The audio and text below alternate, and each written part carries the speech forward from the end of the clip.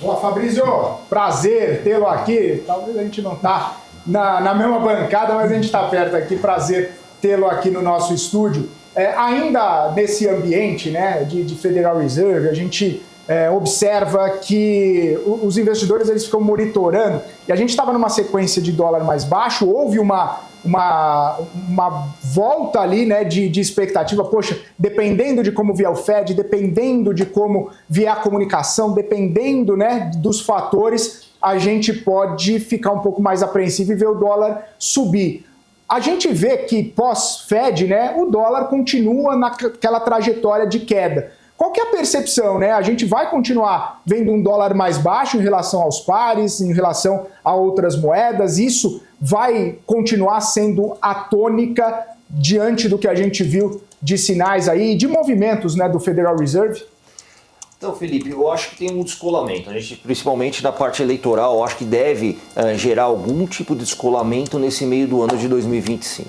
Então, até pelas palavras que nós tivemos ali do Copom, principalmente a posição que o Gabriel Galípolo vem tomando, que é uma posição prudente, até visto o cenário econômico, o cenário fiscal brasileiro, isso vai ter um descolamento provavelmente para 2025. Isso pode puxar o dólar mais para cima. Nós vimos ali basicamente uma candidatura do Flávio Bolsonaro puxar efetivamente o dólar já para cima de uma casa que batemos quase 5,50.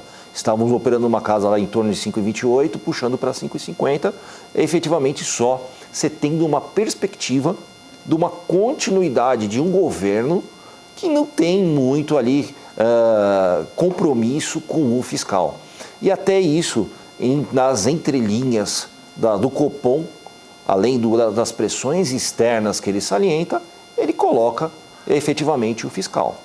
E ainda um ponto que a gente tem que levantar muita atenção, estamos vendo o governo apanhar do Congresso e do Senado de uma forma bem veemente. Então o Congresso e o Senado mostram um descolamento total hoje do governo, e o que ele puder hoje gerar de pedras para o governo, ele vai colocar essas pedras no meio do caminho do governo. Então a tendência do fiscal ainda, eles fazerem algo que efetivamente que beneficie as bases para prejudicar efetivamente ali o caminho do governo para conseguir ter uma vantagem competitiva na próxima eleição, vai continuar ali no alerta do mercado. Ponto é, o quanto que a gente ainda mais vai sofrer com o fiscal, o que está ruim, o governo consegue efetivamente deixar pior. Isso já é algo que a gente já vem olhando e já tem uma claridade desde o começo do mandato. O modo político do nosso ministro Haddad está totalmente ligado, né?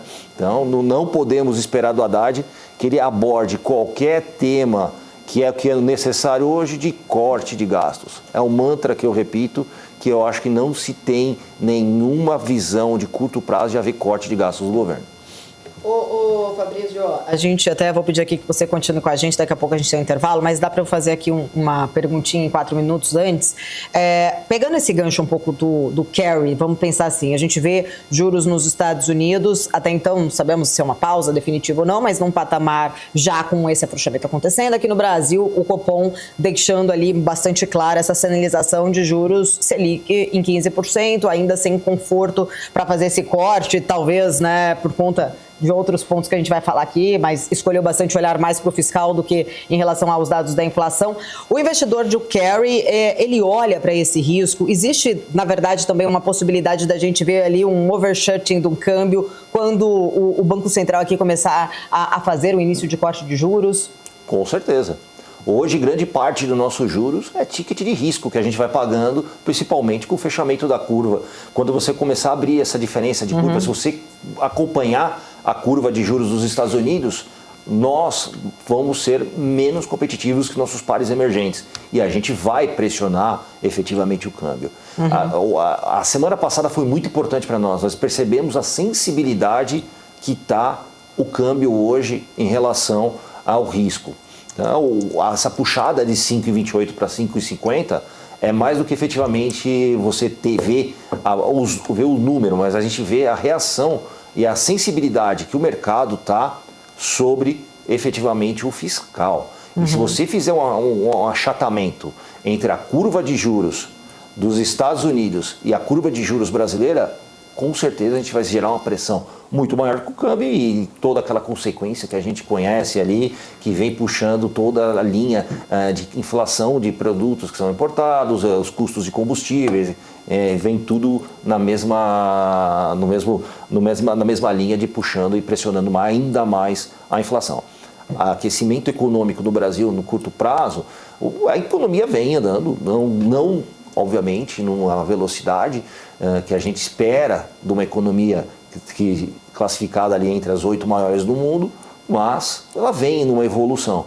Mas o que pressiona mesmo para manter esses juros efetivamente é fiscal, nada mais do que isso.